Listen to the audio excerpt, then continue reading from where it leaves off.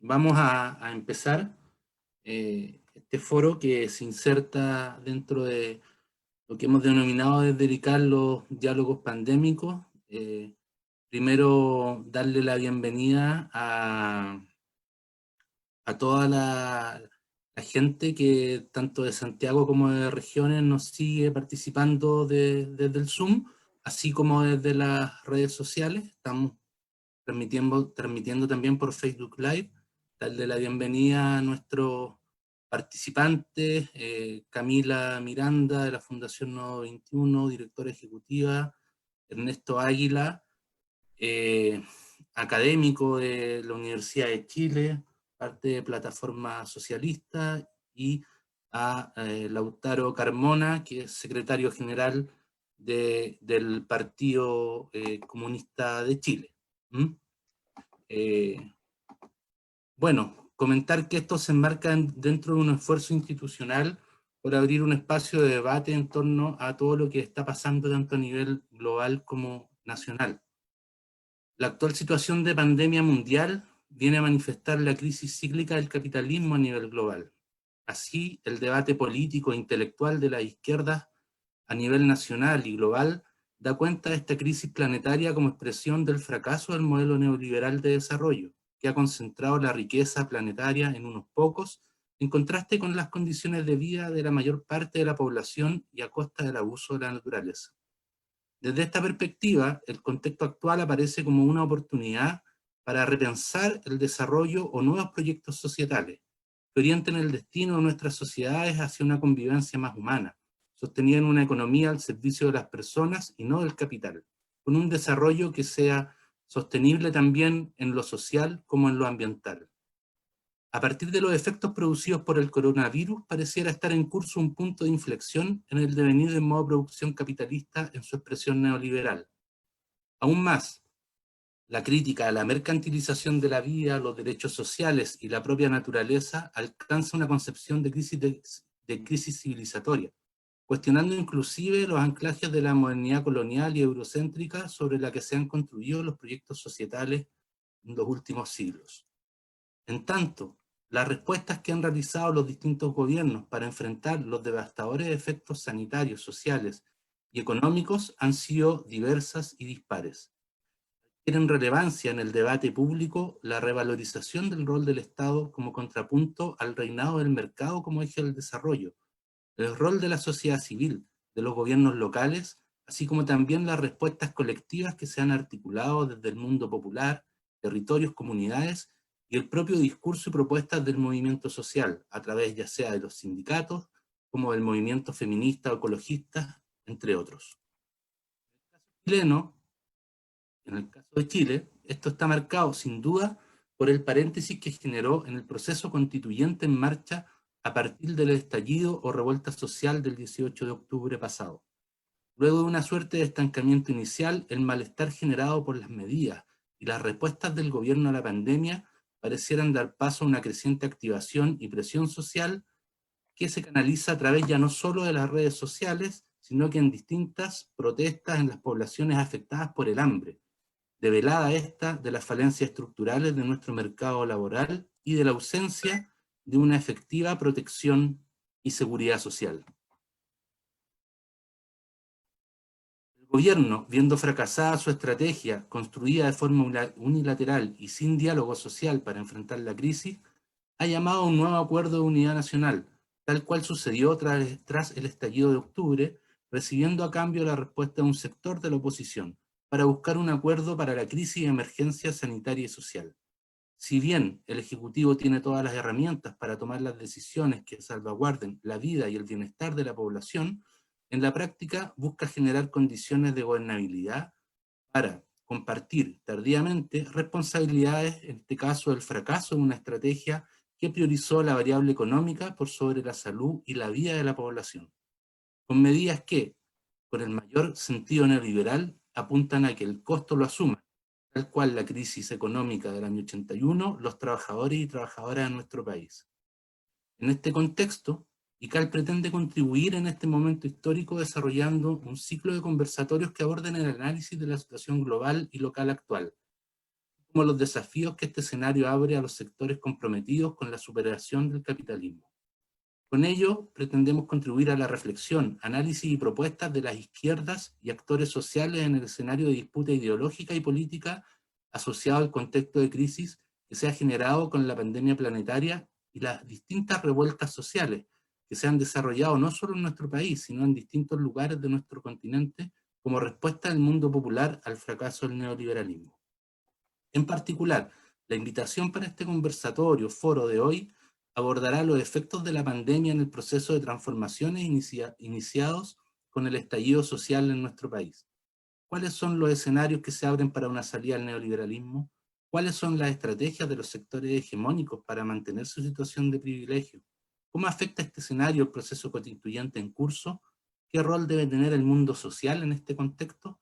Son preguntas que motivan el debate y la conversación que hoy abordamos con nuestra invitada y nuestros invitados. Para ello, por lo tanto, hemos convocado una reflexión sobre esta realidad nacional a 3 importantes panelistas que representan distintas miradas y sensibilidades que dan forma a las izquierdas a nivel nacional. Yo ya les hacía la presentación inicialmente y vamos a comenzar con las presentaciones de 15 minutos para cada uno, y después vamos a recoger también las preguntas que a través del chat o de las redes sociales nos puedan realizar quienes siguen la transmisión. Así que comenzamos con Ernesto Águila. Claudio, tengo un problema de cámara, ¿no? Entonces, si puede empezar alguien por mí y para tratar de cambiarme de computador y que empiece, y ahí me sumo. Ok. Camila, ¿tú podrías? ¿Sí? Gracias. Activando micrófono. Perfecto. Un error frecuente en estas Entonces vamos plataformas, ¿cierto? a comenzar. Rebobino con Camila Miranda, directora ejecutiva de la Fundación Nodo 21. Camila. Sí. Primero agradecerles al ICAL, Partido Comunista, también por este espacio de debate. Creo que es interesante retomar estos diálogos, sobre todo en este contexto en el que nos encontramos, ¿cierto? Son varias preguntas y varios dilemas los que están puestos en la provocación. Voy a tratar de tomar algunos para que poder dialogar. En primer lugar, la necesidad de conectar ciertos los horizontes de cambio que se habían abierto con el estallido social, con el marzo feminista, el 8M, que millones de mujeres salieron a la calle, con la situación de la crisis y con el proceso constituyente. Creo que para las izquierdas no es ineludible hablar de eso conjuntamente como un proceso abierto que ha ido cambiando, pero que determina el escenario también de acción para las fuerzas de izquierda. En relación al estallido mismo, en el contexto de crisis de la pandemia por el COVID, las respuestas solidarias o de organización muchas veces tienen que ver con esas formas de organización que habían ya surgido espontáneamente durante el estallido y que se vuelven a expresar ante la necesidad de tener respuestas concretas para sostener la vida en este contexto. Entonces vemos a diario por redes múltiples organizaciones para ollas solidarias, redes de distribución de alimentos desde algunas organizaciones sociales, por ejemplo, como Modatima, propuestas sobre empresas para el fomento económico que está teniendo Camau. Entonces hay hartas expresiones, tanto de las organizaciones que ya habían aparecido espontáneamente con el estallido, como de otras tradicionales de los movimientos sociales que habían surgido en las últimas 2 décadas, más o menos en Chile. Entonces esas expresiones se activan ante también la ausencia de un Estado que tenga capacidad de intervenir para dar respuesta a los dilemas de certezas que se tienen hoy día y también a los límites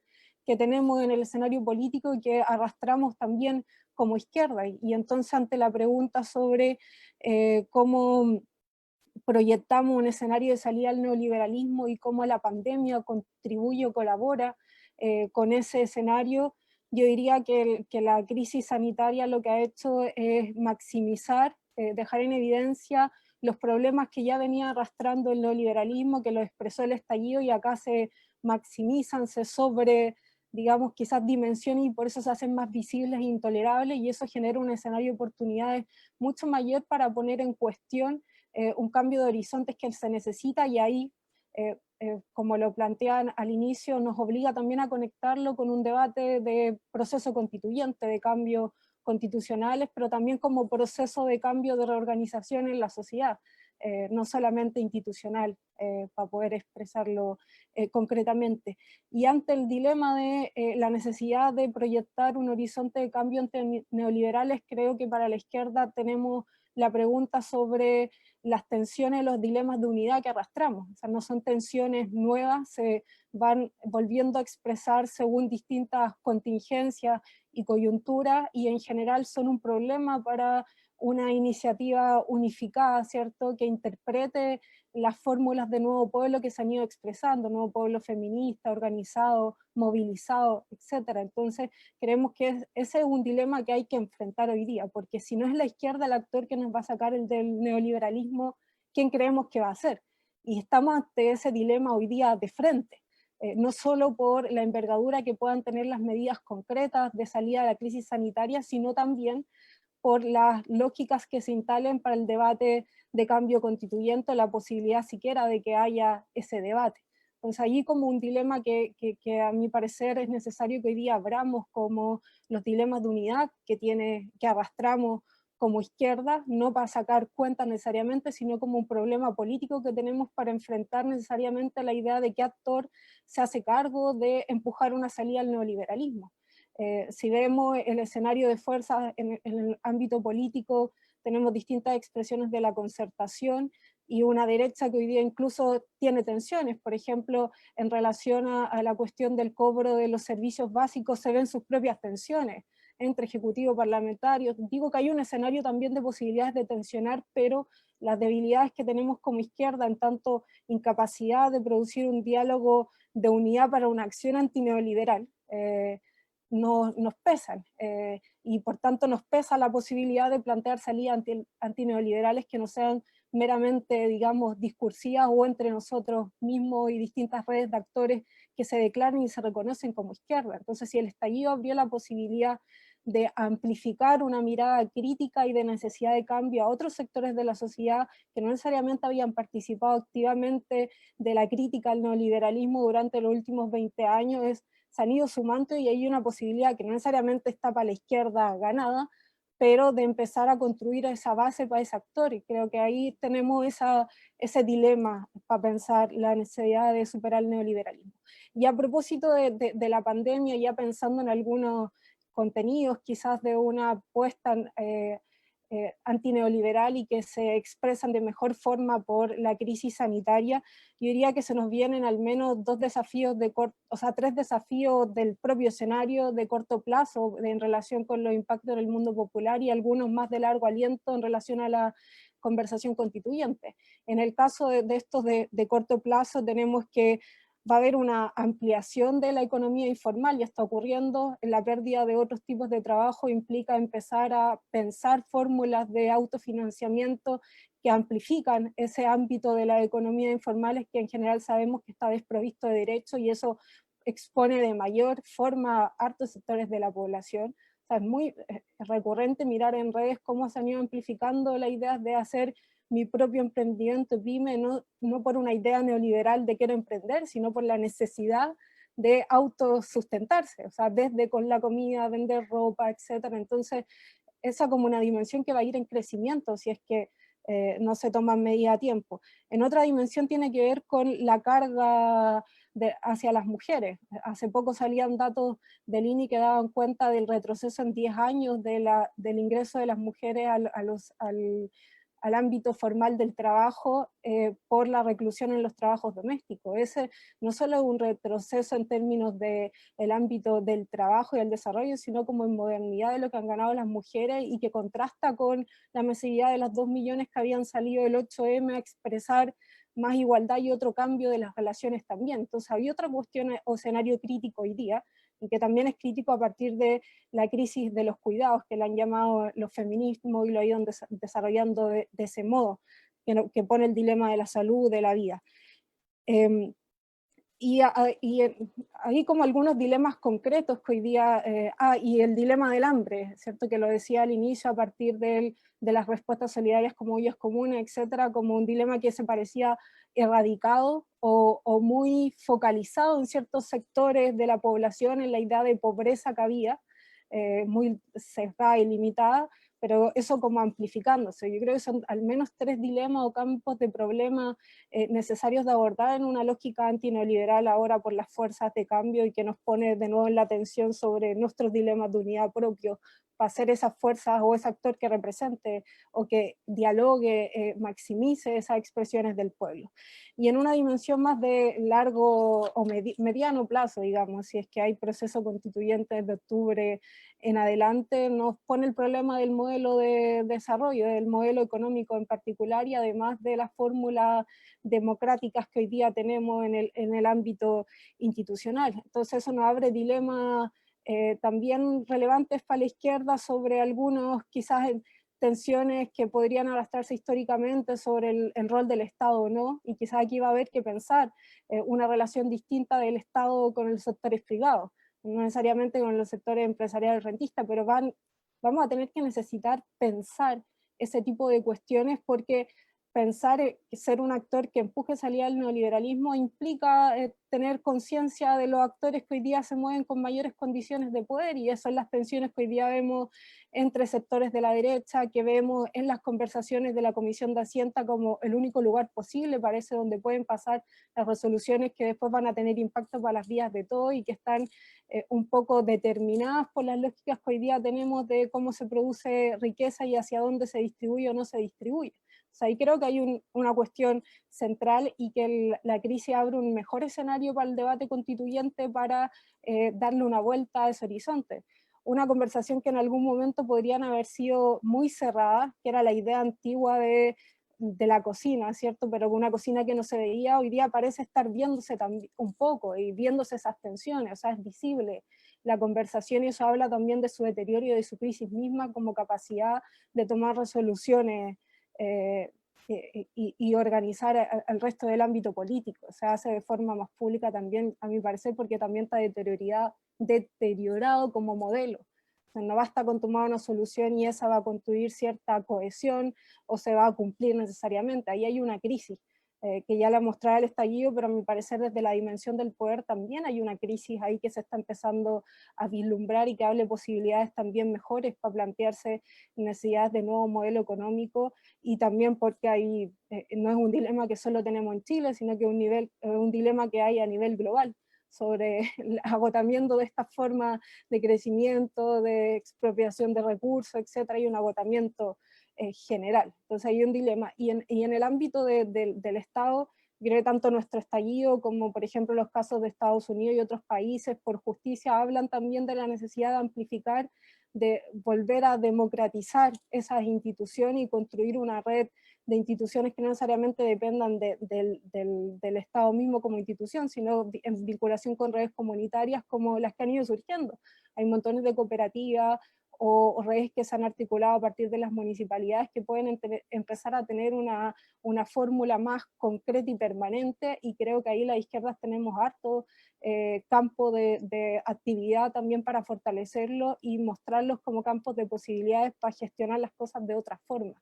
O sea, hay varios dilemas, pero me quiero quedar también porque somos distintos actores de la izquierda y reflexiones de la izquierda con el dilema de las tensiones que arrastramos en virtud de la unidad, porque se requiere una izquierda unida, digamos, para plantear una apuesta antineoliberal. Me parece que de no entrar en ese dilema no hay condiciones de empujar, o va a depender de otros que haya una salida al neoliberalismo, y me parece que si no depende de la izquierda quizás ni siquiera vamos a acercarnos a salir, y va a ser un poco una pantomima, ¿cierto?, de salida sin cambio sustancial. Entonces ahí hay una cuestión, y al abrirse al debate sobre la unidad nos abre el problema de las alianzas, ¿cierto?, de las alianzas en el sentido para avanzar en cambios antineoliberales, que creo que sigue presente para nuestro esfuerzo y nuestro ámbito. No sé cómo voy con el tiempo para ir redondeando. Ahí. Perdón, quedan un par de minutos si necesitas obviamente decir algo más o Sí, solo para ir cerrando, además de destacar de nuevo ese dilema de unidad y el dilema de las alianzas posibles a construir y que creo que son imprescindibles y urgentes. Queda demostrado de frente a cómo se pueden tomar posiciones respecto al acuerdo nacional o no se puede, en definitiva, tomar posiciones respecto a eso. Y eso debilita también la posibilidad de una acción del pueblo ante esta ofensiva. Entonces ahí hay como un problema que quizás después puedo retomar en los comentarios. Y la cuestión, y lo otro es que las luchas sociales que se abrieron antes del estallido y después del estallido también lo que hicieron es sobrepasar los muros de los dilemas que había en el siglo XX, entonces nos obliga también a la izquierda a pensar salida en términos no clásicos, ¿cierto? No como más Estado, menos mercado necesariamente, sino que nos pone otros dilemas, porque a partir de esos otros dilemas han surgido como expresiones de actores que no eran los tradicionales, feminismo, movimiento ecológico, por decir algunos, como dilemas creados por la fórmula capital del neoliberalismo en particular. Por ahí me quedo. Gracias. Bien, muchas gracias, Camila, por tu interesante, importante reflexión.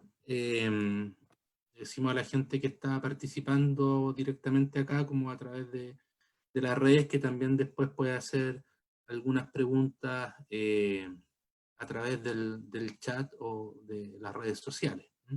Así que vuelvo a darte las gracias, Camila, por esta interesante reflexión que nos deja de alguna forma este desafío planteado como que tú denominas como un desafío central que surge a partir de la necesidad de unidad de las izquierdas, y por lo tanto eso como interpela en términos de cuáles son las alianzas también en construcción ante los desafíos y lo que defines como una oportunidad también que hay respecto al proceso constituyente, no necesariamente lo interpretar como una amenaza necesariamente a la situación de pandemia.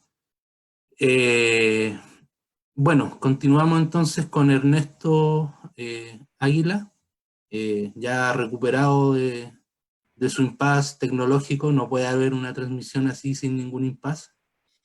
Así que te escuchamos, Ernesto. Bueno, muy buenas tardes o buenas noches. Quisiera en primer lugar agradecer al Instituto Alejandro Lipschutz por esta invitación y por la posibilidad de compartir con ustedes algunas reflexiones en torno al tema que nos convoca. Bueno, lo que yo quisiera tratar de establecer en primer término es un vínculo entre el 18 de octubre y la pandemia, teniendo como telón de fondo el neoliberalismo chileno. Yo creo que el 18 de octubre madura una impugnación, la mayor impugnación al neoliberalismo desde su instalación, que uno, bueno, podría situarlo en el mismo año 73, pero yo creo que con una mayor autoconciencia de un nuevo proyecto histórico se instala a partir de 1980. Y yo creo que en el caso chileno vale la pena recordar que existe una particularidad muy especial y que yo me atrevería a decir que casi única en el mundo, que fue la constitucionalización del neoliberalismo. O sea, si algo caracteriza al caso chileno y su proceso de neoliberalización o de revolución capitalista neoliberal que acontece durante la dictadura, es que este proceso, a diferencia del resto de los países latinoamericanos, pero también yo me atrevería a decir que ni siquiera Reagan y la Thatcher llegaron tan lejos en el sentido de intentar constitucionalizar el neoliberalismo.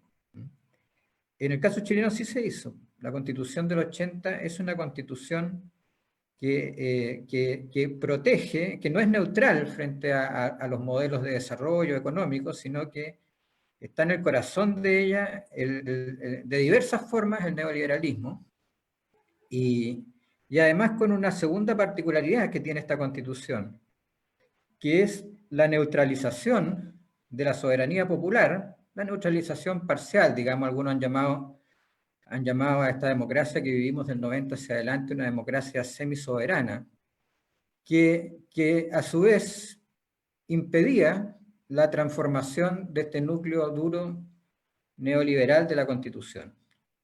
Y por lo tanto, nuestra historia de los últimos 30 años ha sido un poco eso, o sea, ha sido, bueno, de un neoliberalismo bastante radical en su transformación productiva y de la manera de concebir y satisfacer derechos sociales.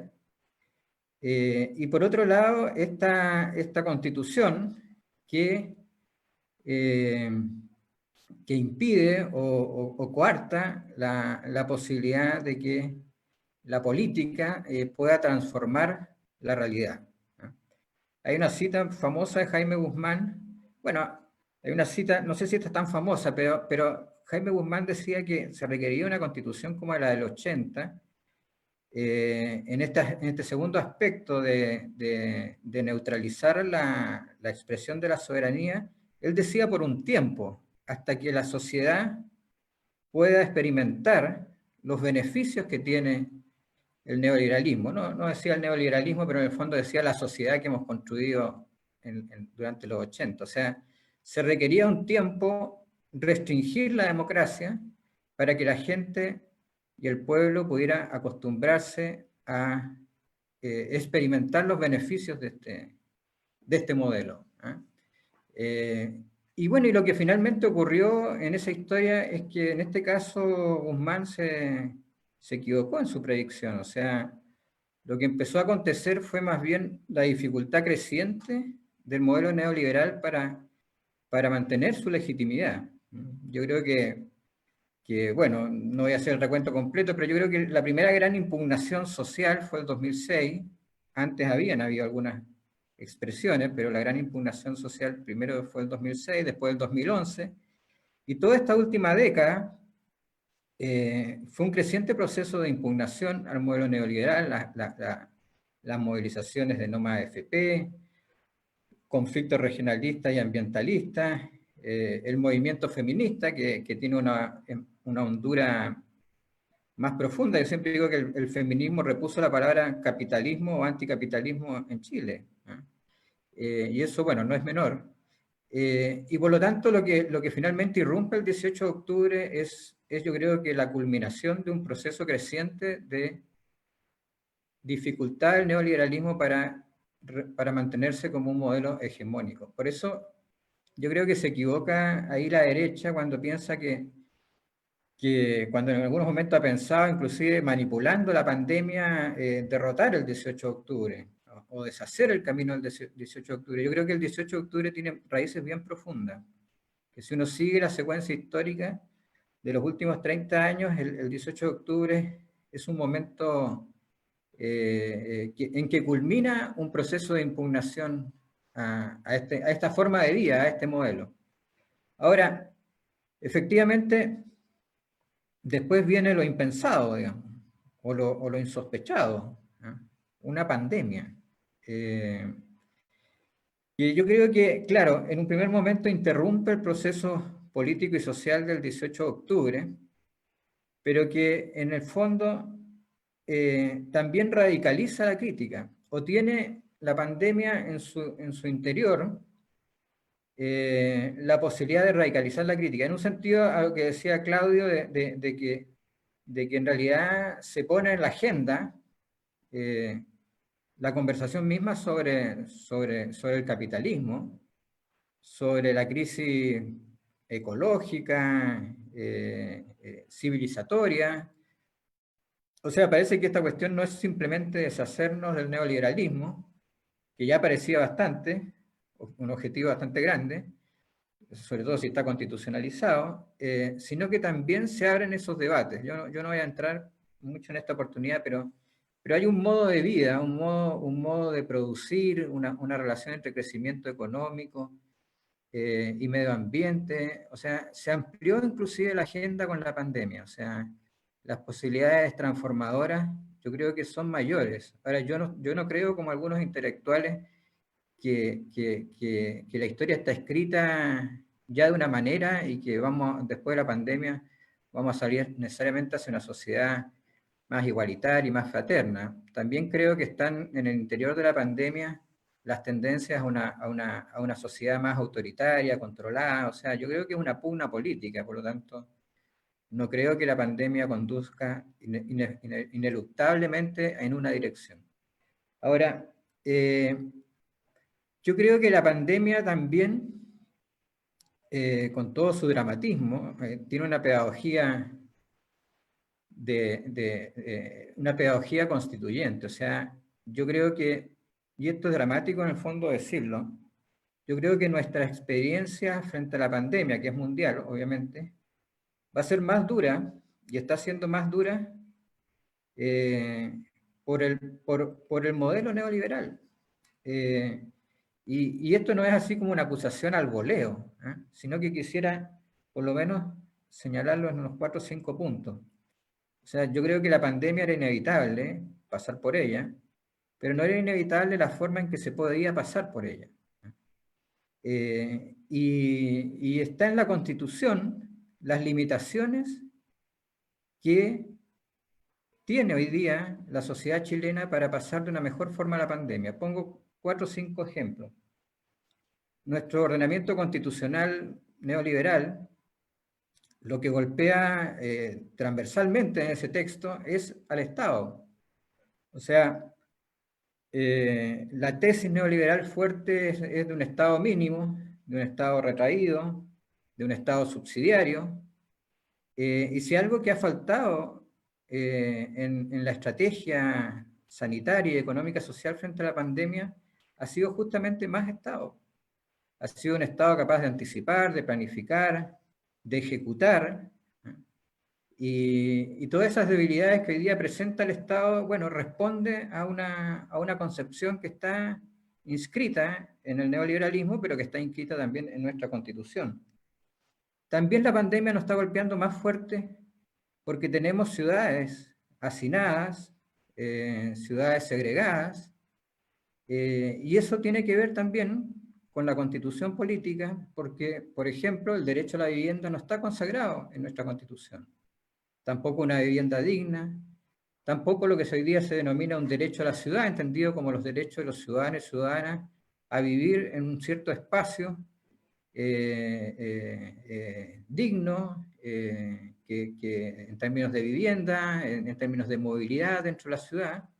O sea, la expansión que ha tenido la pandemia cuando ha pasado de los sectores más opulentos a los sectores populares, tiene que ver con la organización de esa ciudad bajo una inspiración neoliberal. Cuando se intenta que la pandemia y el confinamiento que se propone se cumpla, nos encontramos que con una sociedad con un derecho al trabajo sumamente precarizado. El derecho al trabajo en la Constitución del 80, como la mayoría de los derechos sociales, es un derecho de libertad. O sea, uno tiene libertad para elegir su sistema de salud, tiene libertad para elegir, para trabajar, tiene libertad para elegir su sistema de educación, pero ninguno de esos derechos son concebidos como un atributo del ciudadano que es asegurado por el Estado en términos de calidad similar para todos.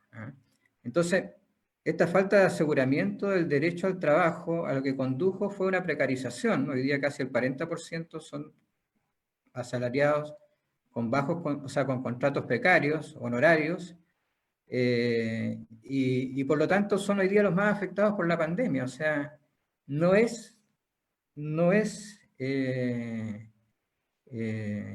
está íntimamente vinculado los rasgos que están contenidos en nuestro actual ordenamiento constitucional con la forma como estamos viviendo hoy día la pandemia.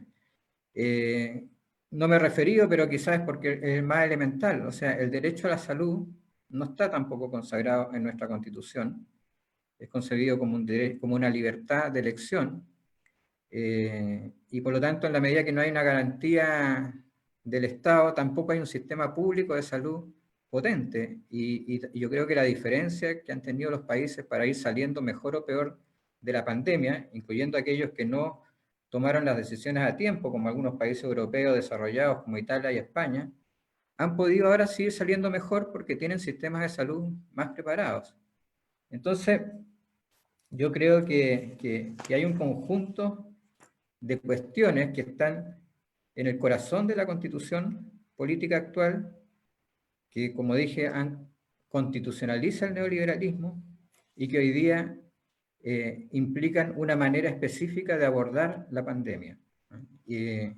Otro ejemplo súper claro es que una medida tan simple, sanitaria, que hoy día se recomienda es, ¿no es cierto?, el lavado de manos.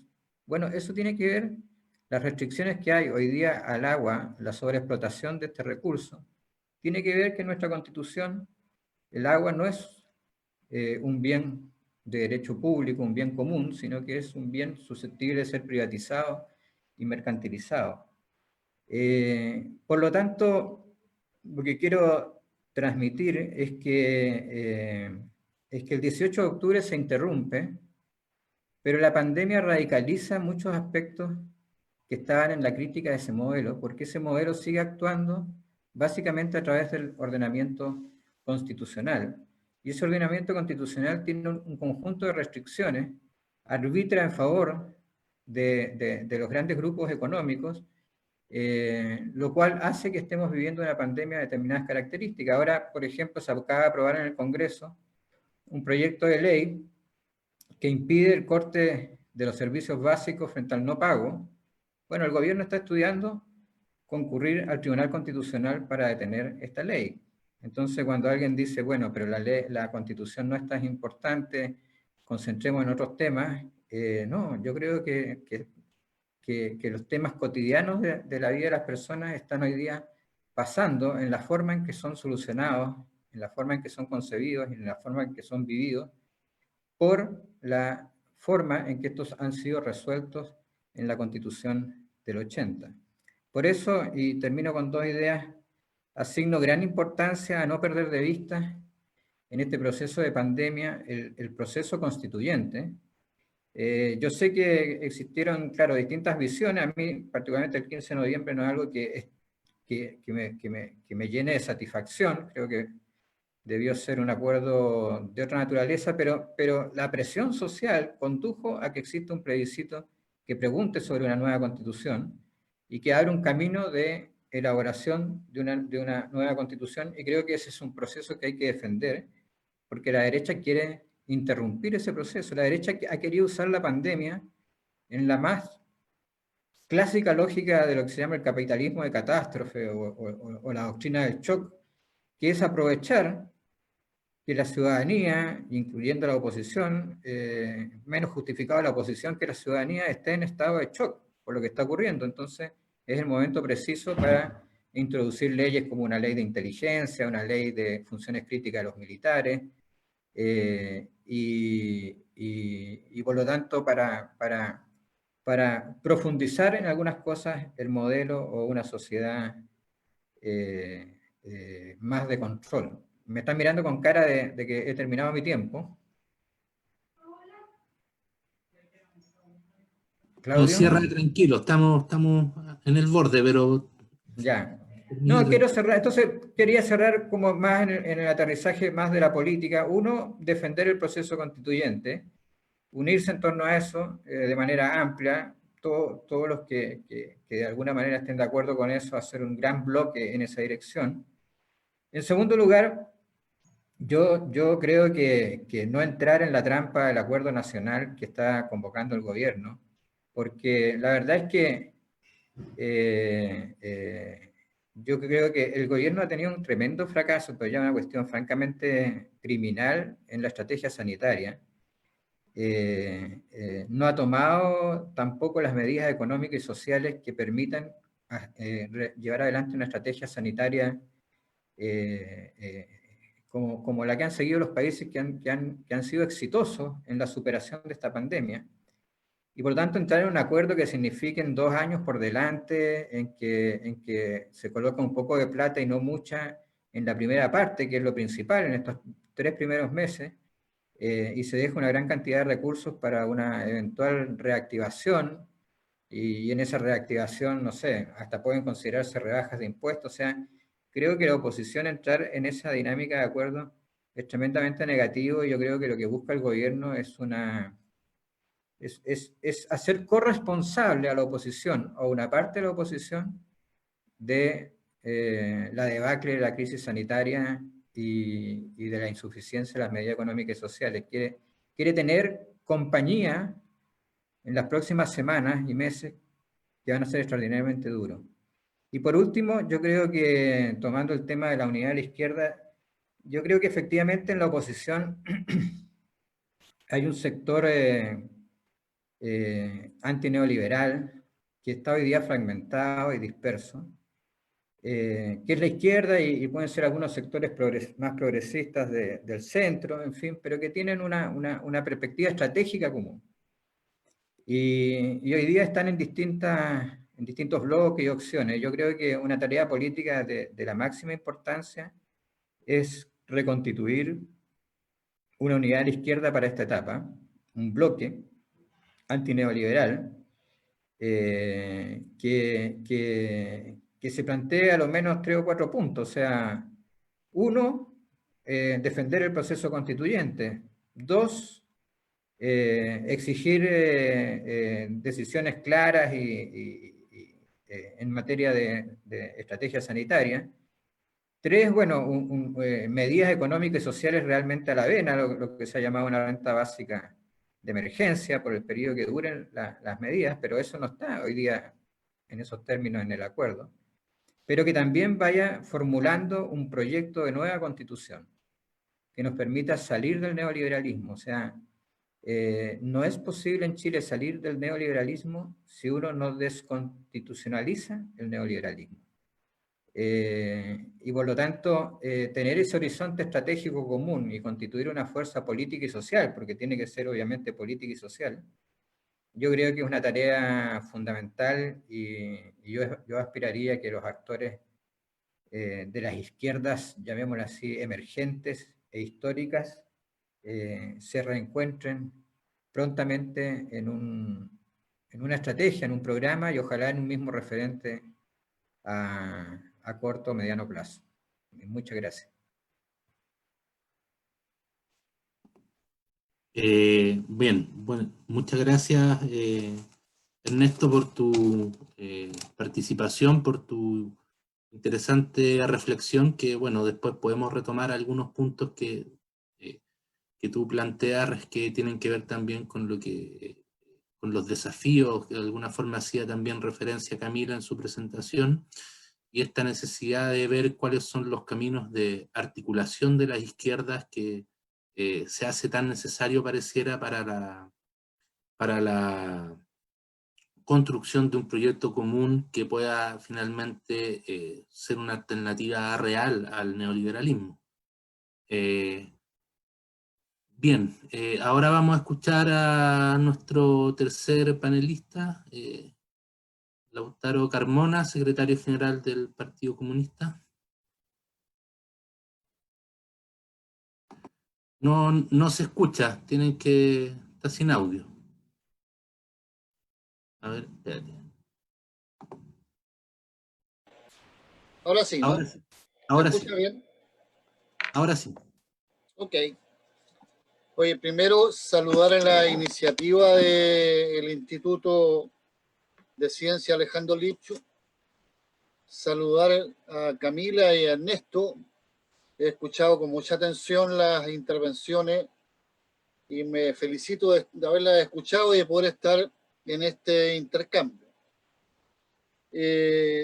Dicho eso, hay muchos puntos de coincidencia, lo que me van a ayudar, espero yo, a saltarme algunas cosas o a reiterar de otra manera algunos de los temas planteados.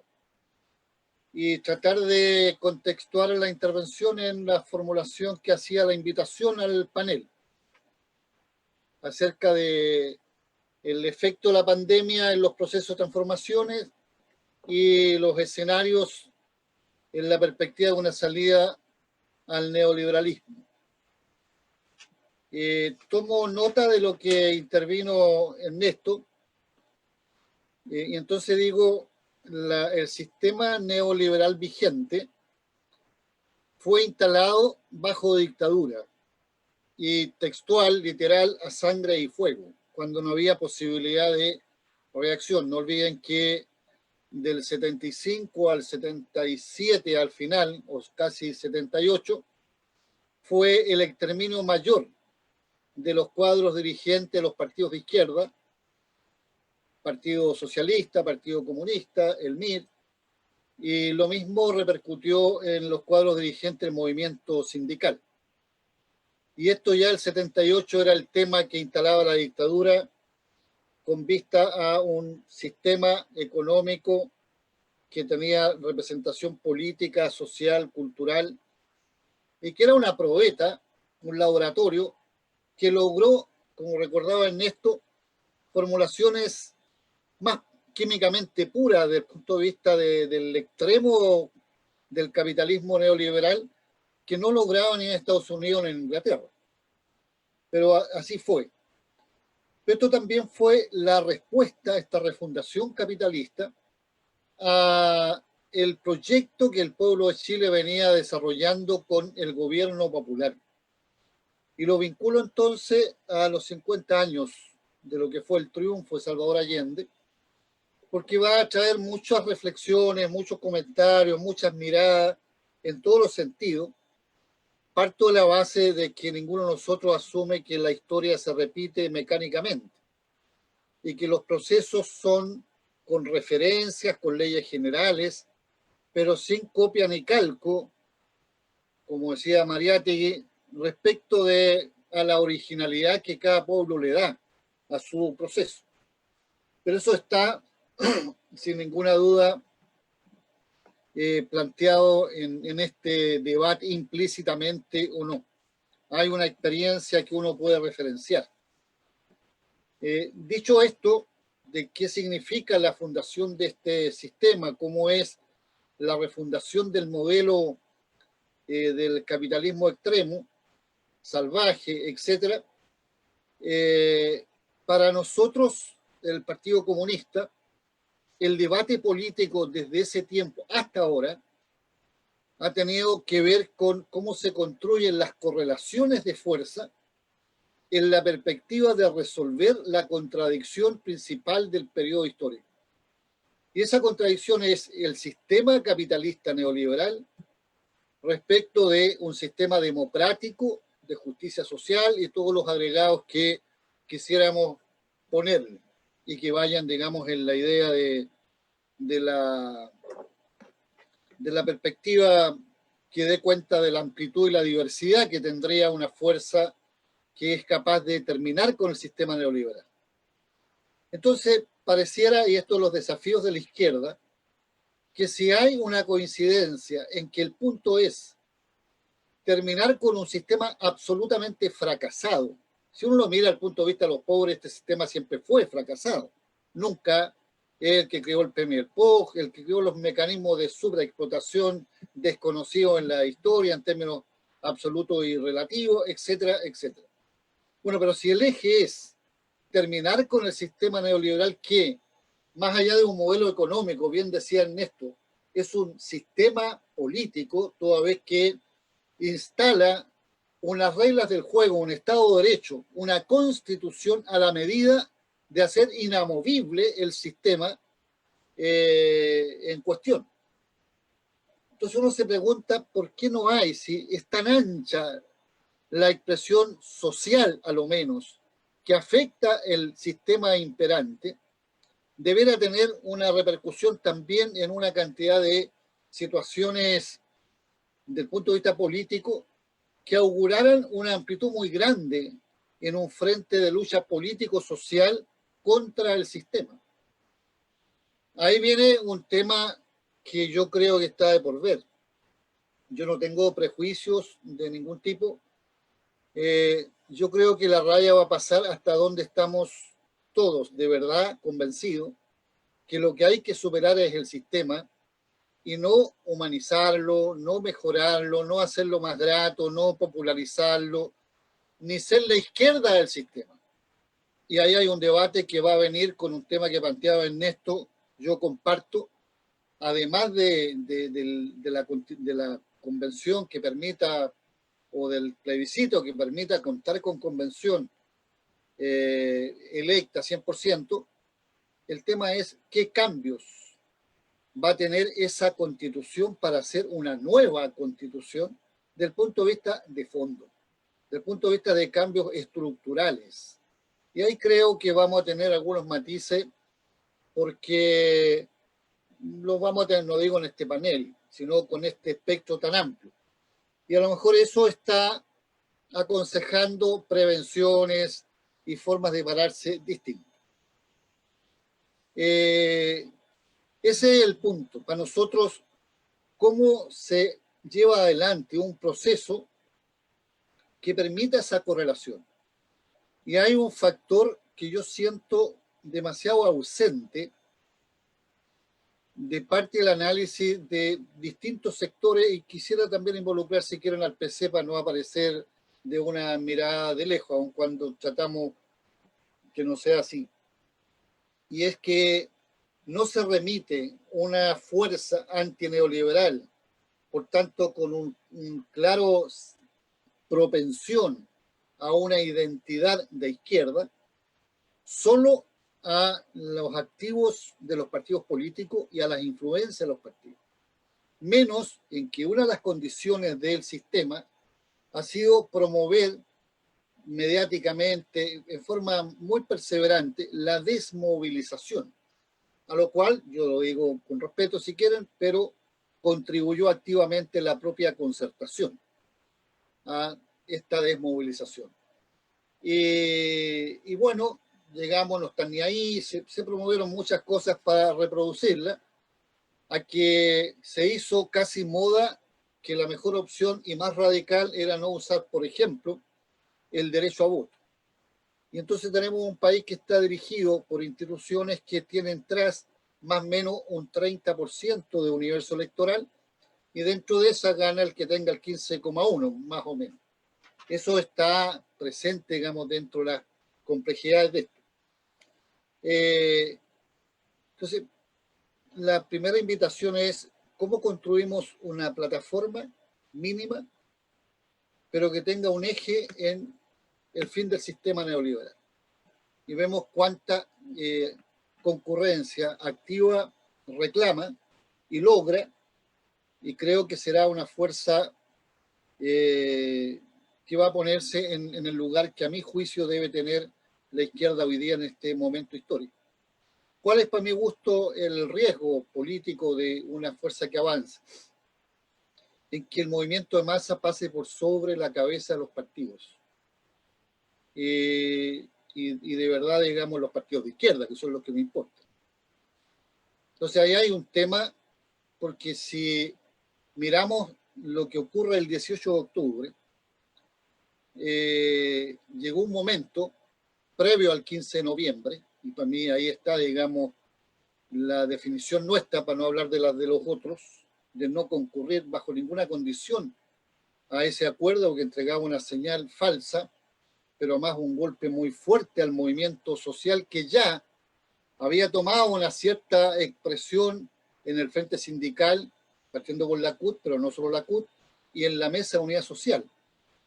Y había logrado normalizar una relación con los partidos políticos. Y los partidos iban a esas reuniones. Y por sobre, yo diría espalda, de ese movimiento, a instancia de algún grupo que operó muy bien, descolocan todo esto en un golpe que fuerte, cuando era evidente que el gobierno no tenía control de la situación. Ahí se da cuando los de arriba no pueden y los de abajo no quieren.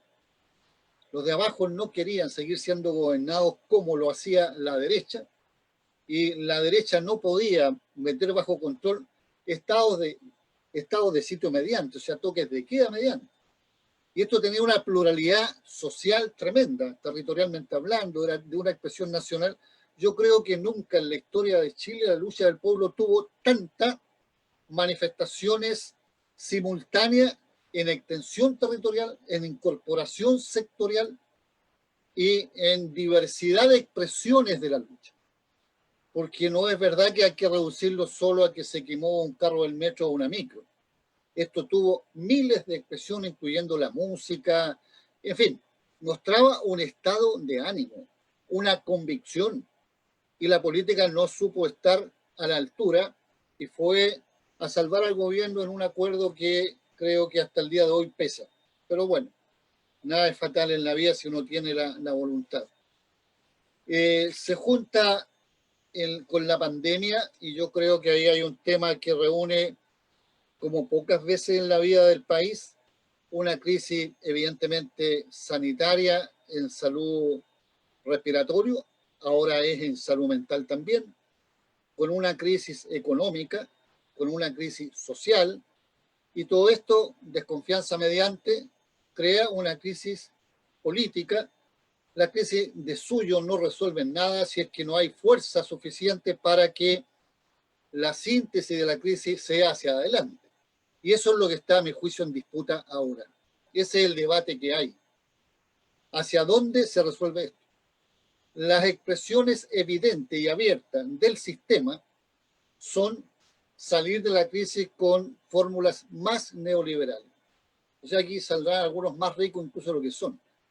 Las expresiones de parte nuestra deben ser cómo salimos de la crisis, vivencia mediante, con una posibilidad de profundizar el proceso, entiendo y marco lo de proceso, en la perspectiva de superar el sistema neoliberal e instalar y abrirle camino a un proceso democrático de justicia social que incluya una economía con soberanía a favor del desarrollo del país.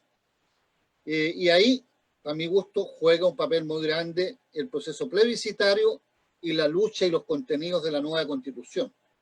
Porque ya me manifesté de acuerdo, efectivamente, ese es la regla del juego que tiene este sistema.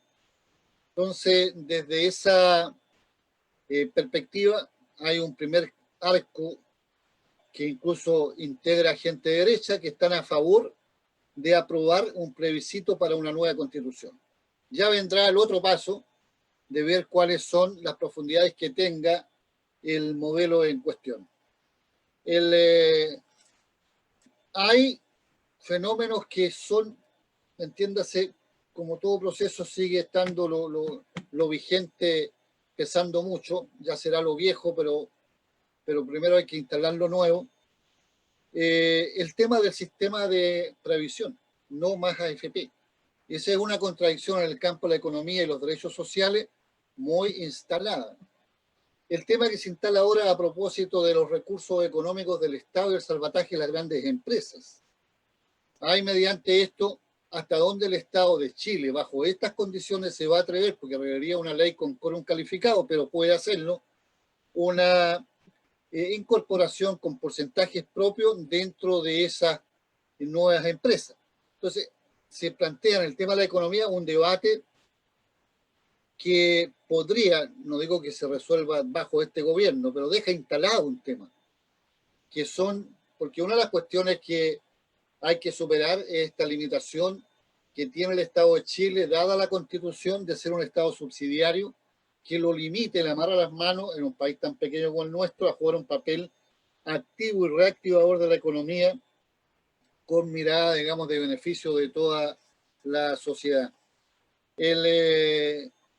Creo que una serie de otras cualidades, incluyendo la idea de la descentralización, de un Estado plurinacional, de un parlamento unicameral, o sea, todo lo que vaya en una perspectiva de democratizar, pero también signando la idea de la participación en el sistema político, o sea, una democracia participativa que no tiene por qué ser contradictoria con la representativa, pero no a la inversa, no que la representativa se toma el poder y la masa queda en descampado mientras tanto.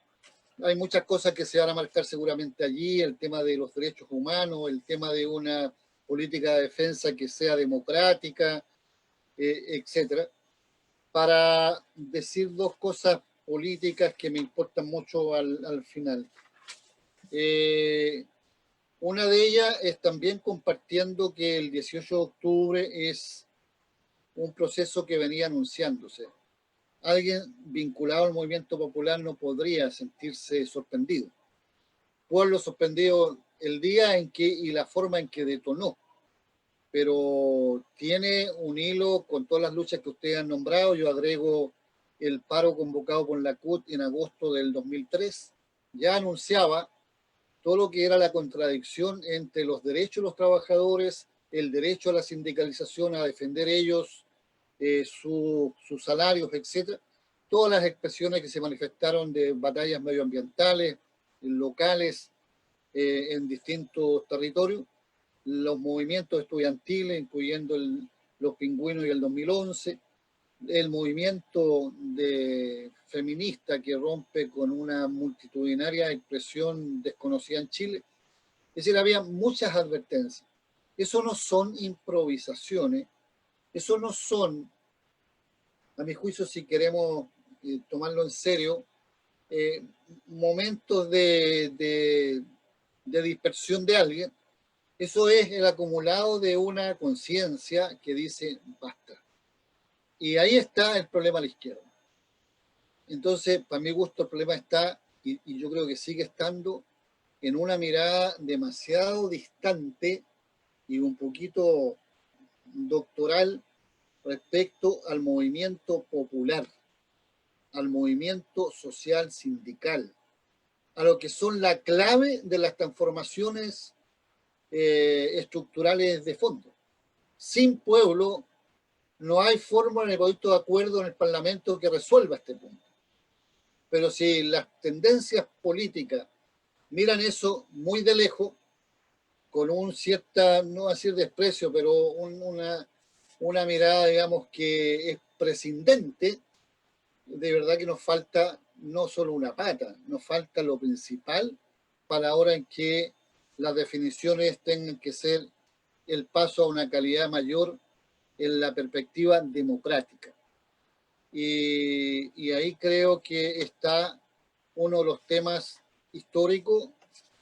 Este es un tema, a mi juicio, que no resolvió la concertación, sin contar, digamos, a todas las cosas que se habló de la Constitución, la democracia con designado, con sistema binominal, etcétera, y que ha logrado avances, sin contar lo que decía la propia Camila, de que se ha aprovechado mucho de correr el cerco en conquistas democráticas, al punto que se pone en cuestión la posibilidad del plebiscito, pero también se pone en cuestión volver al sistema binominal, y en fin, creo que en esa ruta confianza inaudita en las masas, en el movimiento popular, que tiene organización y que es clave, por lo menos para una política de transformaciones como es el desafío de la izquierda si quiere terminar con el sistema neoliberal. Disculpa por el tiempo, muchas gracias. Bien, bien. Agradecemos la presentación de Lautaro Carmona, secretario general del Partido Comunista. Y la idea ahora es poder tener algunas preguntas, poder dar cuenta de algunas preguntas de los y las asistentes al evento. Voy a leer algunas de estas. Dice, primero, Lautaro Carmona habla del bloque político electoral antineoliberal, pero pregunta, ¿cómo construir una articulación discursiva antineoliberal? Es decir, ¿cómo dar el salto de una hegemonía leninista a una hegemonía gramsciana? Pregunta a Lautaro Carmona directamente. Después Jorge Tapia pregunta, ¿se puede pensar en un estado de avance social o nueva constitución si lo que prima son derechos básicos casi primitivos como son salud, trabajo, acceso? Me queda la duda con ese salto cualitativo. ¿Qué opinan? Para Ernesto en particular, pero también abierta a los demás panelistas. También hay una pregunta para Camila respecto a que en un momento ella habló de cómo incorporar cuáles son las identidades de lo que denominó nuevo pueblo, ¿ya? Y si se pudiera referir a qué entiende por ese nuevo pueblo, cuál sería el rol que tiene en esta crisis o en esta proyección también de construcción antineoliberal. Y yo también creo que sería importante referir, porque hay algunos aspectos ciertamente en común. Se ha hablado de la necesidad de la unidad y la articulación de la izquierda, de la generación y construcción de algunos acuerdos básicos que permitan, a través de un bloque antineoliberal, por ejemplo, llegar con algunos mínimos comunes al debate o al proceso constituyente, eh, y intentando responder, por lo tanto, a una pregunta que hacía Lautaro Carmona en su presentación, que es, bueno, entonces, ¿hacia dónde salimos? ¿Cuál es la salida? ¿Eh?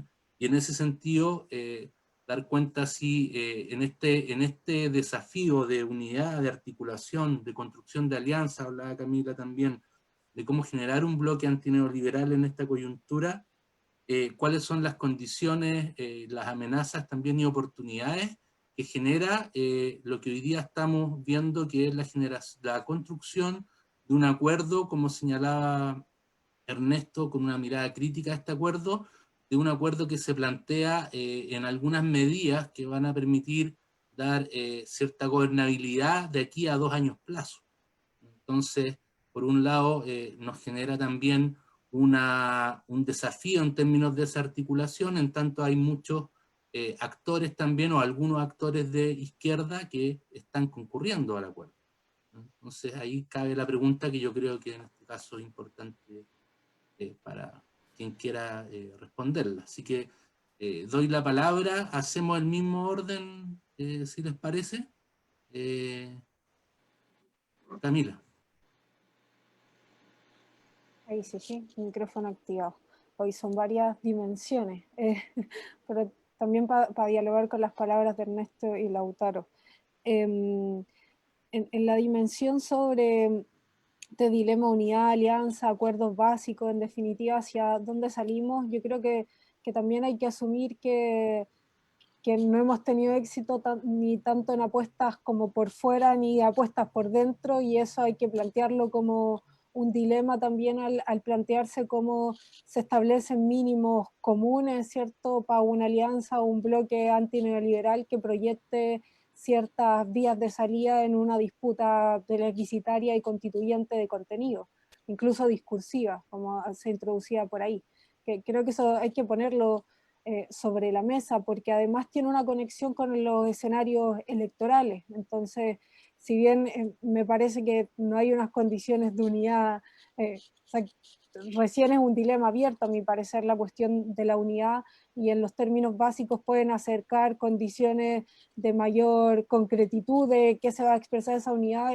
Creo que también, y ahí también preguntárselo a Lautaro, con la participación en el gobierno de Bachelet, pero ustedes también han tenido otras políticas y no participación directa, pero como experiencia también lo planteo en ese sentido, como experiencia de vías de alternativa para buscar o pensar salida al neoliberalismo. Creo que de nuevo vamos a estar en un dilema post proceso constituyente respecto a esas mismas preguntas, ¿cierto? De por dónde van las alianzas y en dónde se van a ir expresando. Eso como un campo.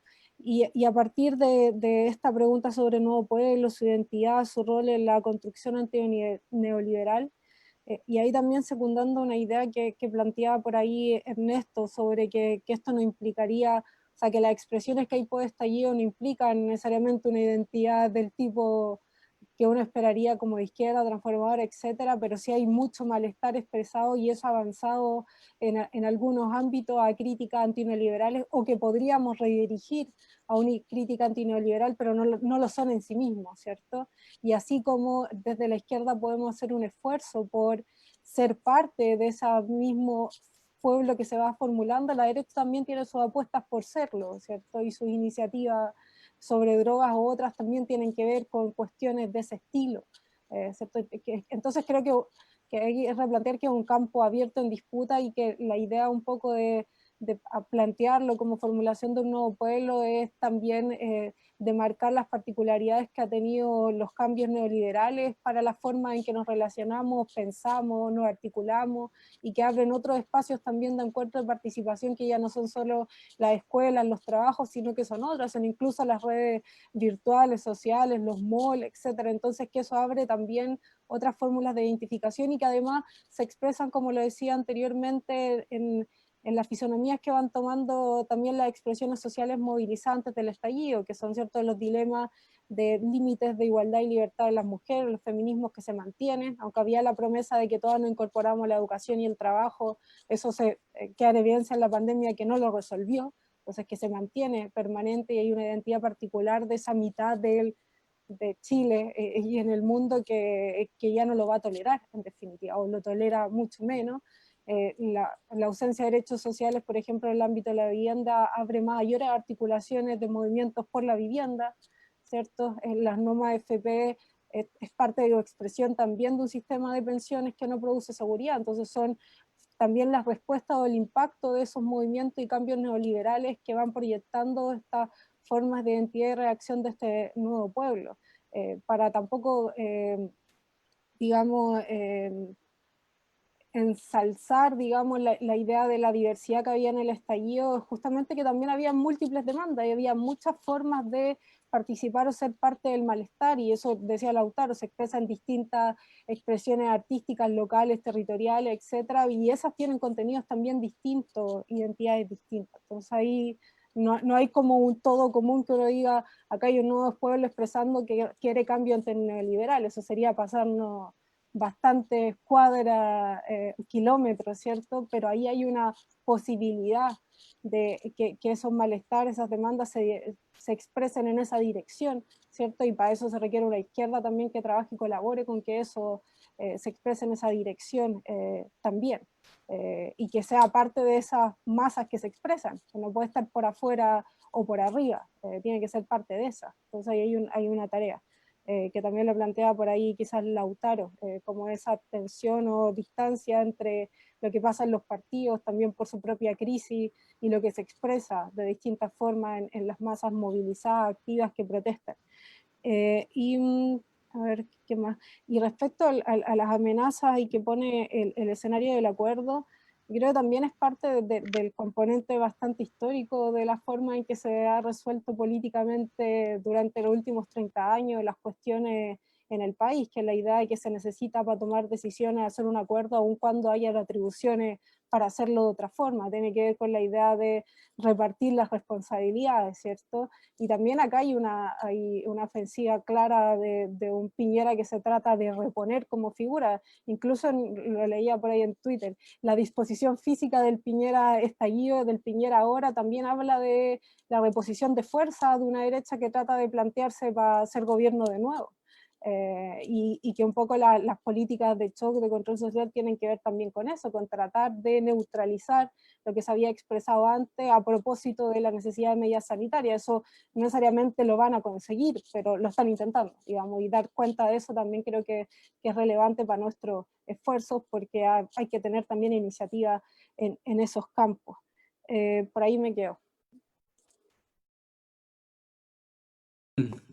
Gracias, Camila. Antes de dar la palabra a Ernesto para que también en un apretado esfuerzo de síntesis nos pueda responder esta par de dudas, yo quería agregar, porque como para ir cerrando las preguntas también, pero nos llegaron una que está en relación a un punto que planteó Camila respecto a la experiencia del gobierno de la nueva mayoría. En este caso también Cristian Rivera se refiere preguntando y lo hago ahora porque también creo que es importante, o también si quisiera referirse Ernesto en el tema, durante la construcción de mayorías tuvimos la nueva mayoría o de alianza, y un gobierno, sin embargo, en esta unidad mayoritaria no habían caminos únicos, sino que se vieron distintos caminos contradictorios y excluyentes.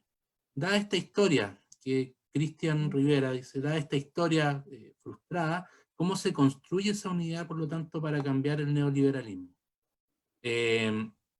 Y una última que ya va más dirigida también en este caso a cuáles son los efectos geopolíticos respecto a la pospandemia.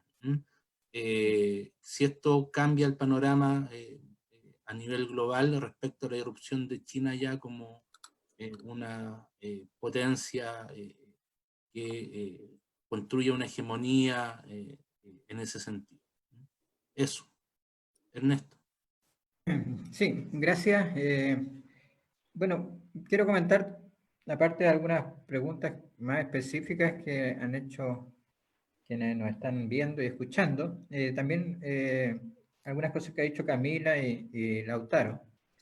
Yo creo que, claro, yo creo que Lautaro apunta bien a una cosa que no hemos mencionado mucho, pero claro, el 18 de octubre fue una gran impugnación al neoliberalismo en sus dimensiones económicas y sociales, las miserables pensiones, una mediana salarial de 400.000 pesos en Chile, uno de cada 3 chilenos mayores de 18 años morosos, 60-70% de los ingresos de los chilenos a pagar deuda. Bueno, yo creo que eso hizo crisis el 18 de octubre, pero no era una crisis, era una crisis que se fue incubando de manera como por abajo, estructural, en los presupuestos familiares. Esta no fue una crisis de inflación o una crisis que venía desde afuera, internacional. No, fue una crisis de que llegaba un determinado momento el presupuesto de las familias, pero masivamente, clases medias, inclusive medias altas, y todo el mundo de trabajador y popular simplemente no llegaba a final de mes. Pero claro, la crisis tuvo otro componente que fue súper importante, que fue la desconfianza con el sistema de representación política. O sea, esa es la otra gran dimensión del 18 de octubre. O sea, irrumpe un pueblo, pero tremendamente desconfiado a ser intermediado políticamente. En general por todos los partidos políticos, probablemente por algunos más que otros, pero yo creo que esa crisis de legitimidad del sistema político es un factor clave de lo que se debe pensar hacia adelante. Yo en ese sentido comparto la afirmación de que lo que haya que hacer hacia adelante, la construcción de este bloque, es impensable sin los actores sociales y sin el movimiento social. O sea,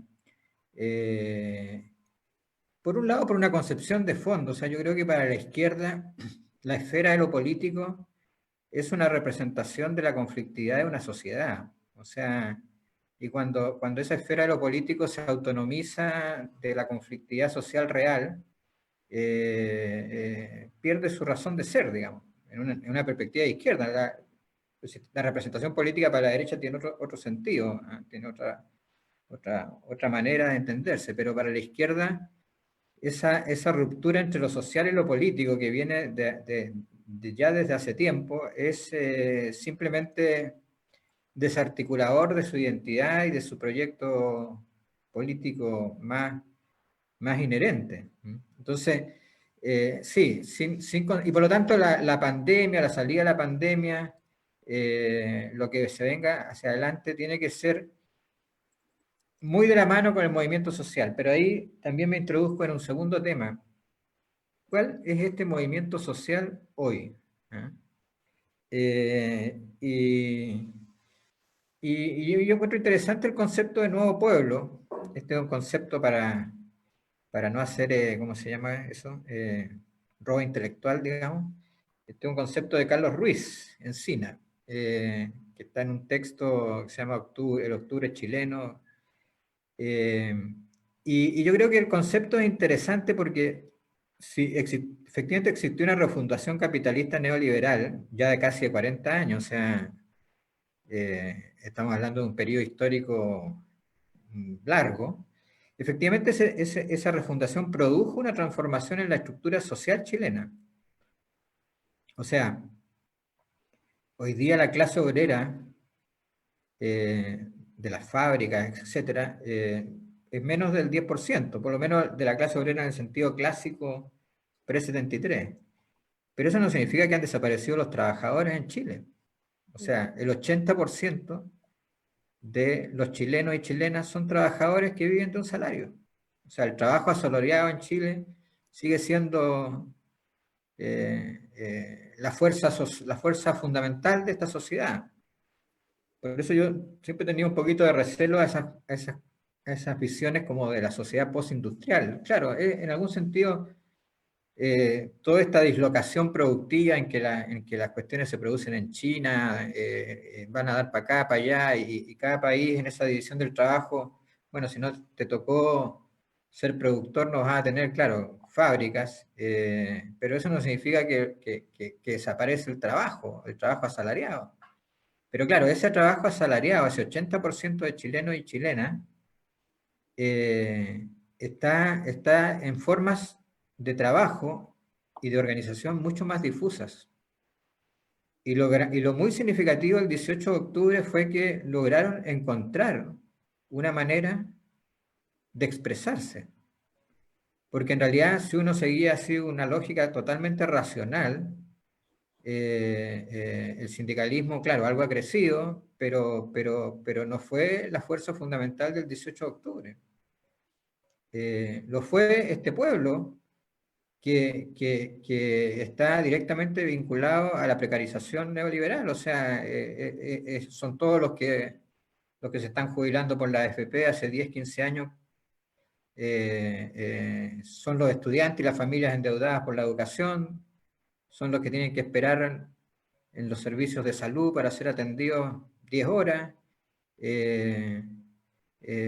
son todos los que son esquilmados a través de sistemas de endeudamiento que los tienen súper acogotados, el CAE y muchos otros que recurren a los créditos de consumo para vivir el mes. Entonces, ese pueblo, mucho más inestructurado, que nace, digámoslo así, de las entrañas del neoliberalismo, termina por rebelarse frente al neoliberalismo. Ahí está como una gran paradoja, porque en el fondo, durante bastante tiempo también se sostuvo por parte de varios intelectuales de derecha, o sea, no, y algunos no eran como de derecha, sino que intelectuales y columnistas, de que en realidad aquí había triunfado culturalmente el neoliberalismo, que esa hegemonía había llegado para quedarse, porque la gente era individualista, etcétera, pero finalmente la historia no fue así. Y ese mundo, ese pueblo, ese nuevo pueblo, finalmente terminó rebelándose contra el sistema económico y social que en parte lo prohijó. Entonces, eso y por lo tanto, entender hoy día lo social, y cuando uno dice que lo social se reconstruya con lo político, bueno, hay que tratar de pensar bien cuál es ese mundo social que queremos, con el cual queremos entendernos. Y concluyo, no sé si entiendo bien la pregunta que se me hace, pero como que se dice que los derechos son muy primitivos, el de salud, en fin. Pero yo creo que sería un salto muy significativo de esta constitución actual a una nueva constitución, si el conjunto de los derechos sociales, que son derechos humanos, políticos, sociales y económicos, son la columna vertebral de la nueva constitución política. Y si se establece allí una responsabilidad del Estado en el aseguramiento universal de esos derechos. Yo creo que si hay 3 o 4 peleas fundamentales en una próxima convención constitucional o constituyente, uno es ese. Yo diría que uno es el Estado, salir del Estado subsidiario hacia una noción de Estado más, más poderosa en términos de su participación en lo económico, en la planificación del país, etc. Pero lo segundo yo diría que es un catálogo de derechos sociales garantizados universalmente por el Estado, básicamente salud, vivienda, educación, un fortalecimiento del derecho al trabajo, o sea, y al trabajo decente, que no sea posible este proceso de precarización que hemos vivido, y una responsabilidad del Estado sobre los recursos naturales y una relación distinta entre productivismo y medio ambiente que signifique, digamos, pensar en otra forma de vivir. Yo creo que todo esto que ha ocurrido, soy optimista en ese sentido, puede llevar a repensar cómo hemos estado viviendo, ¿eh? Con todo la responsabilidad inclusive moral que tienen muchos medios de comunicación que están escondiendo, manipulando la realidad. Uno a veces ve cosas, o sea, la pandemia ha hecho salir también una realidad que es la realidad que se estaba viviendo también antes del 18 de octubre. Claro, hay una gran asignatura pendiente en un sistema de medios de comunicación pluralista, pero en este caso lo que quería decir es que yo creo que no podemos volver a las formas de vida pre-18 de octubre. O sea, la normalidad era lo que teníamos antes del 18 de octubre. Y a eso no podemos volver. Y yo creo que no vamos a volver. Yo creo que en el mundo social hay una maduración, hay menos capacidad de engañarlo. Yo creo que todas estas cosas que hace Lavín, yo creo que la gente no las compra, ni las caja, aunque las recibe porque las necesita, pero yo creo que si algo dejó el 18 de octubre es que nos encontramos con un pueblo que se había educado y que había aprendido, que entendía perfectamente qué era el neoliberalismo y que estaba muy consciente de que dependía de ellos y de su actuación, de su acción, de su fuerza, poder cambiar su vida y cambiar la vida de este país y de esta sociedad. Así que lo veo en ese sentido, no obstante todo lo dramático del presente, lo veo finalmente esperanzador. Bien, muchas gracias Ernesto por tus reflexiones y vamos a dar la palabra a Lautaro Carmona para que pueda referirse también a algunas de las preguntas que le señalaron y también, por supuesto, a algunos comentarios de los propios panelistas que se han manifestado. Oye, lo primero, me voy con la tranquilidad de que comparto los sustantivos de las intervenciones de Camila y Ernesto. Ahora, habrá que trabajar más, habrá que ver, digamos, y para mi gusto, ese será el desafío que siempre uno tiene, pero abordando las dos cosas que entiendo me plantearon. La primera refería, digamos, al tema de la hegemonía en la perspectiva de un bloque político electoral, algo así fue la formulación que escuché. Yo creo que la lucha electoral, las cosas que se deciden a través de una elección en distintos planos, se vinculan no solo a elegir el liderazgo, representantes, sino también qué propuestas porta cada uno de ellos. Hay definiciones a veces que son más globales cuando se trata de proyectos para todo el país. No son estricta y exclusiva o limitadamente el acto de votar, lo que va a marcar cuál es la opción. A mi juicio, si eso no se relaciona con la vida real y que son el torbellino de exigencias, demandas, etcétera, que están presentes en la sociedad y particularmente en aquel sector de la sociedad que es el propósito principal que tiene tal o cual partido según su propia identificación, si no hay esa sinergia, esa dialéctica, francamente esto es un cosismo, es un tema como lo quiso instalar alguna vez la derecha de rostros, en fin, ahora está la moda de esto, de lo otro. No, el tema es, eso es síntesis de procesos. el punto es cuando se hace esa síntesis, quienes tienen la obligación de representación de esas ideas salen a la pizarra, están puestos a prueba hasta dónde tendrán coherencia y consecuencia con lo que comprometieron para ser electos.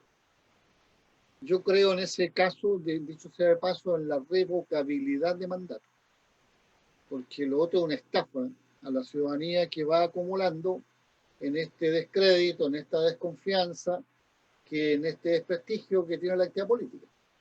Y eso se ha visto en este tiempo en forma brutal.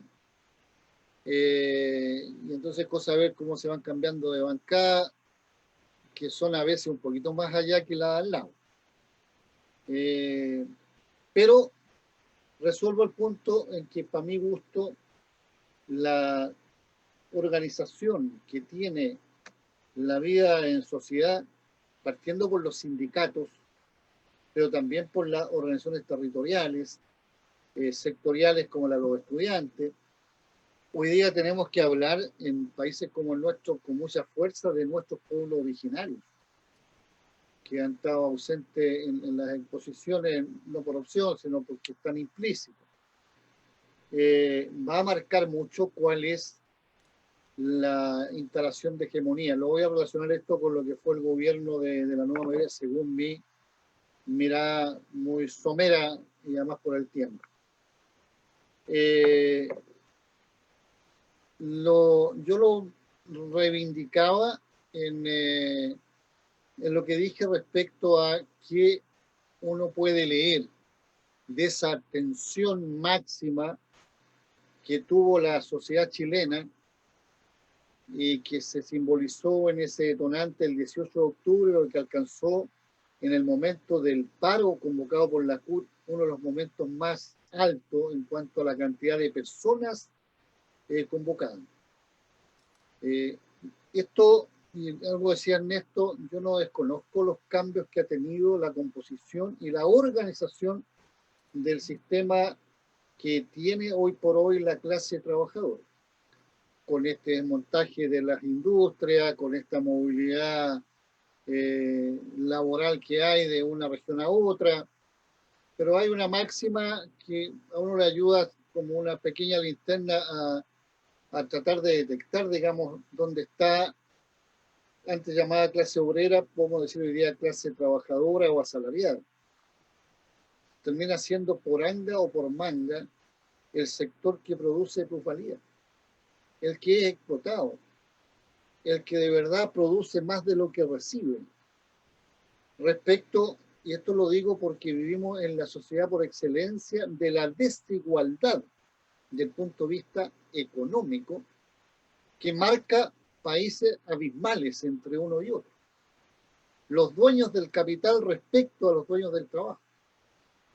Ahora, si forman o no, porque también tiene que ver con el nivel de organización.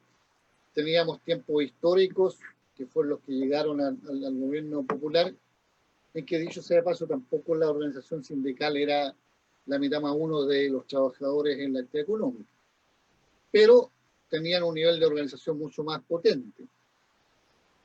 Bueno, pero ya dijimos, el modelo reinante desde el punto de vista de Estado de Derecho, regla del juego, de constitución neoliberal, promueve activamente la desestructuración de la organización de los trabajadores. Y tienen el capital y el ejército de cesantes para el mecanismo de presión clave y lograr, digamos, desestructurar mucha expresión que tendría, fortaleza en opinión, en discusión, en alegar sus derechos, etc. Dado todo eso, yo creo que en la esencia lo que se explicó, lo que se representó en la explosión, una suerte de rebelión social, es el derecho de precisamente de formas muy distintas de los que están produciendo la riqueza. Una de las formas, por ejemplo, es el agobio en la categoría que ahora se puede llamar el endeudamiento de los consumidores. O sea, la gente que vive con un salario comprometido 10 y 12 meses hacia adelante, por el mecanismo de dominación que significa la nueva ficha de la salitrera, que es la tarjeta plástica. Que de mediante hay un corte de intereses, de multa, bueno. Sigo entonces con una convicción que el tema de los derechos de las trabajadoras y trabajadores, que están unos organizados, una gran masa no todos federados ni sindicalizados a nivel de central. Es una batalla que también debe comprometer a la izquierda. O sea, para la izquierda no puede ser secundario no la dispersión, pero la falta de sentimiento de pertenencia en un nucleamiento mayor que deben tener los sindicatos en federaciones, confederaciones y centrales, porque es su propia fuerza para negociar argumentos que han usado siempre respecto, por ejemplo, a la ley de salario mínimo. No sería necesario el salario mínimo si ellos pudieran negociar las condiciones y cada uno tendrá con su patrón la habilidad de darse cuenta cuando la exigencia corresponde. Ahí hay todo un tema que yo creo que es bueno que en algún momento lo instalemos en algún panel, no necesariamente convocado por el ICAL, así como el tema de los pueblos originarios y sus desafíos como tal, y el proyecto, toda vez que muchos estamos comprometidos con un Estado plurinacional, partiendo porque los protagonistas en esos paneles sean, en este caso, el pueblo original. Y en la pregunta que surgía que se podía colegir de lo que fueron los intercambios aquí y la experiencia del gobierno de la nueva mayoría. Aquí hay dos planos que son distintos. Ustedes saben que nosotros nunca nos planteamos incorporarnos a un gobierno de la concertación como tal. La derrota de la concertación en el primer gobierno de Piñera creó una condición distinta de debate dentro de esas fuerzas, imaginando que necesitaban ensanchar la participación de la diversidad política y creaba la condición, digamos, de la posibilidad de que se incorporara en eso el Partido Comunista. El Partido Comunista tenía una definición de no integración precisamente por una crítica a los proyectos de gobiernos que no eran abiertamente cuestionadores del sistema neoliberal que habían llevado adelante, a pesar del programa original de Patricio Aylwin, por el cual también nosotros votamos, y que hablaba de anular privatizaciones y de rechazar, digamos, las otras políticas. Terminamos en un modelo que no dejó ni un pedacito de la cordillera de los Andes por privatizar. Exageró todo. Y desde esa perspectiva teníamos la tranquilidad de cuál era nuestra posición. En el gobierno de la presidenta Bachelet, segundo gobierno, donde nosotros estuvimos, yo marco cuestiones que son puntos de avance, todo es relativo, digamos, pero el hecho que se haya planteado una reforma tributaria que se proponía tocar los intereses de quienes concentraban la riqueza y por esa vía plantearse el tema de la redistribución, era un tema de fondo.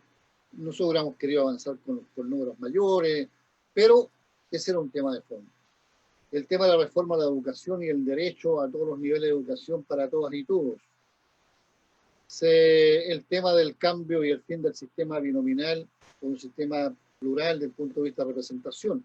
O sea, temas que el tema de un paso mayor en la descentralización, incluyendo elección directa de gobernadores. Todos procesos, pero marcaban bien. La pregunta es, y ahí está nuestra conclusión, ¿por qué un proyecto como ese no fue ratificado en su continuidad y sufrió una derrota que a nuestro juicio no solo es electoral, sino también es política? Así lo vimos en el primer evento que hicimos inmediatamente después. Tuvimos satisfacción de, por ejemplo, tener, digamos, la primera ministra mujer que existe, digamos, en el país, con políticas de los derechos de la mujer muy avanzado y que hacen relación con las luchas feministas, etc. Y así no quiero agotar. Lo que vale es que la alianza, y para nosotros, y ahí creo que puede haber sido un tema mucho más activo, siempre será unidad y lucha. Lucha entre ideas distintas. Y sin embargo se impuso una comprensión dual, a lo menos, que se administró.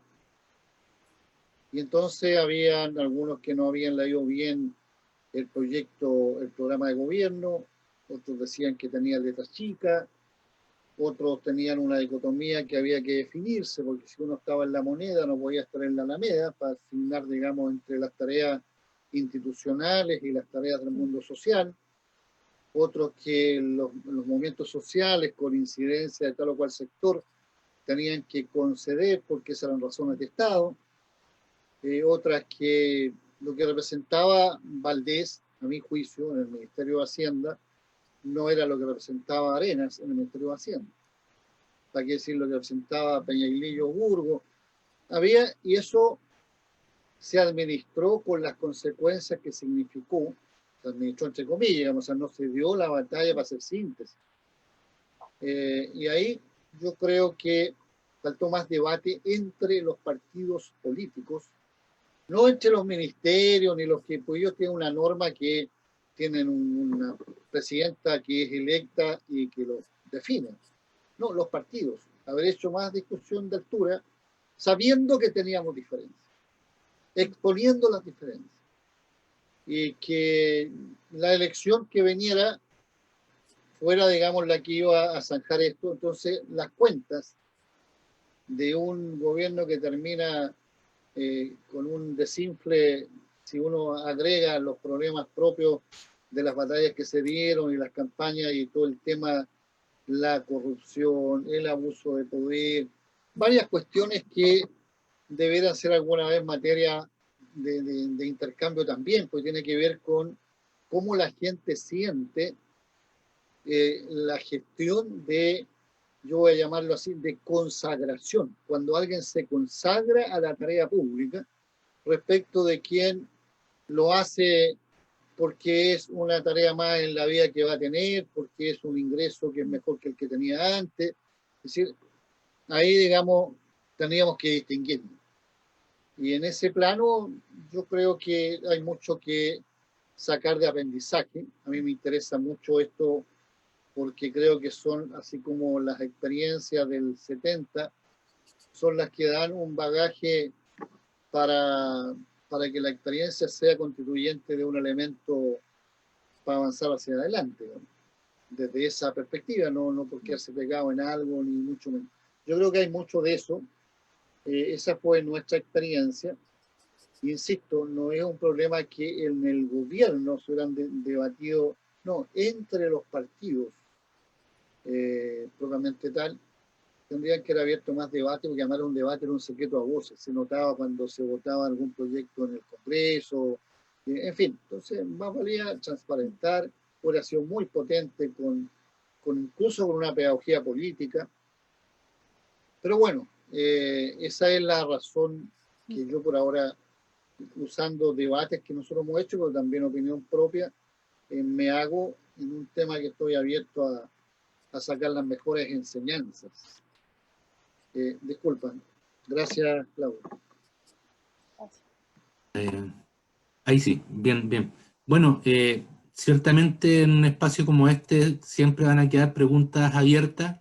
Creo que como se señalaba en una de las intervenciones, hay bastante también puntos en común y desafíos, digamos, que se han visualizado para el proceso de una necesaria unidad, articulación de las izquierdas desde sus propias espacios e identidades, para poder afrontar de alguna forma esta coyuntura de la pandemia y todo lo que es la continuidad del proceso constituyente que se genera a partir del estallido social, en conjunto y con los actores sociales para el periodo que esperamos se avecine prontamente.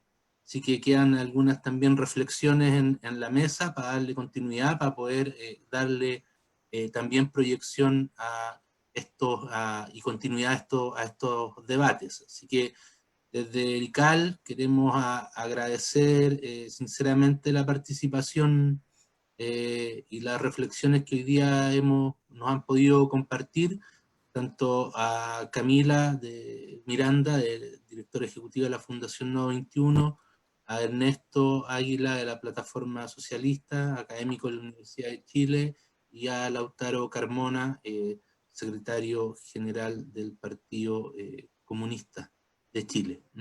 Agradecer también a toda la gente que participó. Quedaron un par de preguntas en el aire porque estamos ya pasados de tiempo, en el caso de Gustavo Salinas y Luis Corbalán, pero creo que algunos de los puntos que ellos planteaban sí fueron al menos abordados en las distintas presentaciones y exposiciones.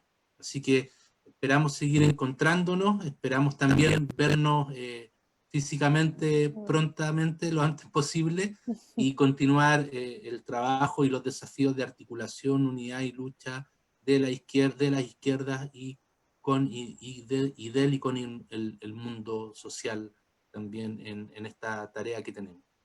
Así que muchas gracias y nos encontramos en una próxima ocasión.